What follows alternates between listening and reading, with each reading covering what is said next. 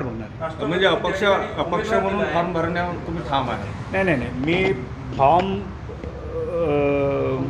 काँग्रेस पक्षाचा मी फॉर्म भरणार आहे. राष्ट्रवादीचा त्या ठिकाणी उमेदवार जाहीर झाला आहे. महाविकास आघाडीमध्ये तर वरिष्ठांनी तुम्हाला सांगितलं राष्ट्रवादीच्या उमेदवाराचा प्रचार करा. राष्ट्रवादीची उमेदवारी जाहीर झालेली आहे. ती पारंपरिक जागा भिवंडी लोकसभेची आहे.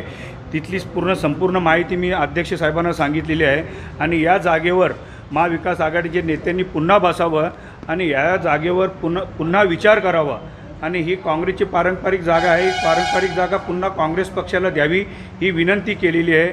मी तर अजून आमचे महाविकास आघाडीचे राष्ट्रवादीचे नेते आदरणीय शरदचंद्रजी पवार यांनासुद्धा मी विनंती करतो की ही पारंपरिक जागा आहे ही काँग्रेस पक्षाला द्या आणि आमच्यावर तुम्ही आमच्या डोक्यावर एक आशीर्वादाचा हात द्या आणि आम्हाला ती पारंपरिक जागा ती आम्हाला लढवू द्या.